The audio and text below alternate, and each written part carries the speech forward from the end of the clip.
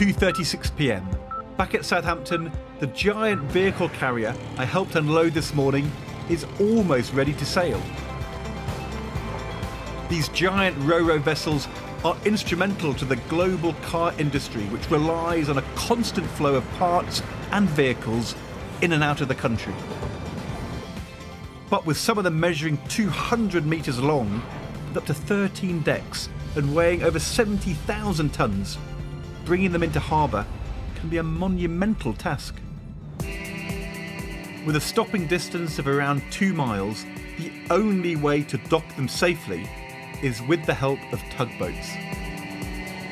So with another ro-ro arriving to collect more vehicles for export, I'm joining tugboat captain Ross Turnbull to see how it can be docked as quickly and safely as possible. These big ships they can't stop.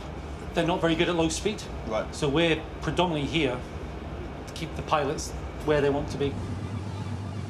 The tugs must haul the ship into dock very precisely, but that's particularly difficult here.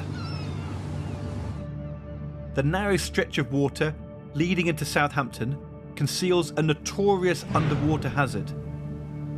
A sandbar known as Bramble Bank that vessels must navigate around. But with vehicles waiting to be loaded onto this ro-ro, we can't waste time. And this is our partner tug? Yes, so this is the Buffalo. We're going to be the stern tug. Right. So we're going to be putting the line up on the stern and we'll be there to predominantly stop them and slow them down. So we're the brakes? We are the brakes. As we approach, it's up to me to secure the ro-ro's tow lines to the tug's winch. Absolutely massive. Look at that. It's like standing below a skyscraper. It's so much bigger right up close than I ever imagined it would be.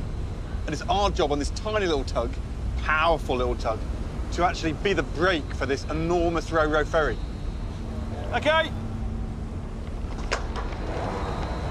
Here goes the winch now. Look at it go. And now we get out of it. That's it, now we get out. Right, There's let's get out. on it. It's dangerous to be out here now. If that rope breaks now with that strain, then bang. The force of the impact could be lethal. So safely inside the tug's cabin, it's time for Captain Ross and a sister vessel to nudge the giant ro-ro into its berth. On the Buffalo, in easy, please. So that's the instruction for Buffalo, in easy. In easy. So he wants a little bit of push. So there's the Buffalo coming around to push. Stingray back up to a quarter. So a bit more brake. Bit more brake. Right. The amazing thing is you've got this ro-ro ferry packed full of cars and vehicles. On the quay, you've got buses, you've got tractors, you've got cars to go on, and the whole ship is being controlled by 2 tugs.